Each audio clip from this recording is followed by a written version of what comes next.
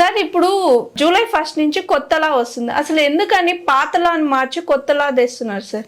అది జూలై 1 నుంచి, ఎందుకంటే 2023లోనే అమెండ్మెంట్ అయింది. సెంట్రల్ గవర్నమెంట్ పార్లమెంట్లో పెట్టి కూడా దాన్ని పాస్ చేసేది బిల్ పాస్ చేసిన తర్వాత 2023 తర్వాత ఏదైతే ఇండియన్ పెనల్ కోడ్ కానీ, ఇండియన్ ఎవిడెన్స్ యాక్ట్ కానీ, క్రిమినల్ ప్రొసీజర్ కోడ్ కానీ ఎప్పుడో బ్రిటిష్ పాలన నుంచి ఉన్న చట్టాలు అవి.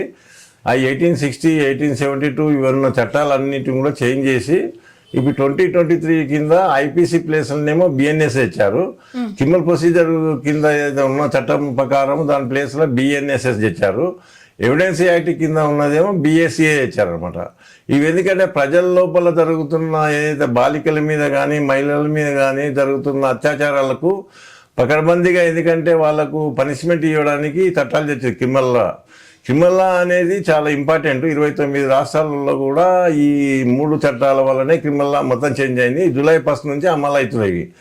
ఏవైతే కేసులు ఇంతకుముందు పోలీసు వాళ్ళు ఏవైతే బుక్ చేసేది ఇండియన్ పెనల్ కోడ్ కింద బుక్ చేసిన కేసులు, ఏదైతే అఫెన్స్ను బట్టి, నేరాన్ని బట్టి, ఆ కేసుల యొక్క తీవ్రతను బట్టి ఆ కేసులు దాని కింద కేసులు అఫెన్సులు రిజిస్టర్ చేస్తారనమాట.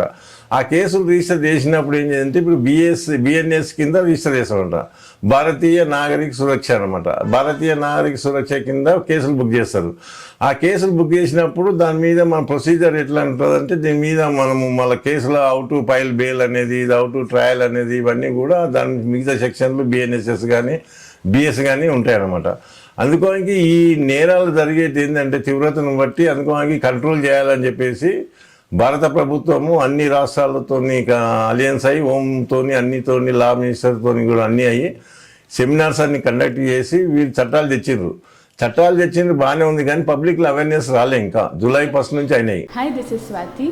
లైక్ చేయండి, షేర్ చేయండి, కమెంట్ చేయండి అండ్ సబ్స్క్రైబ్ చేయండి GRTV. Hi, this is Monica. Please like, share and subscribe GRTV.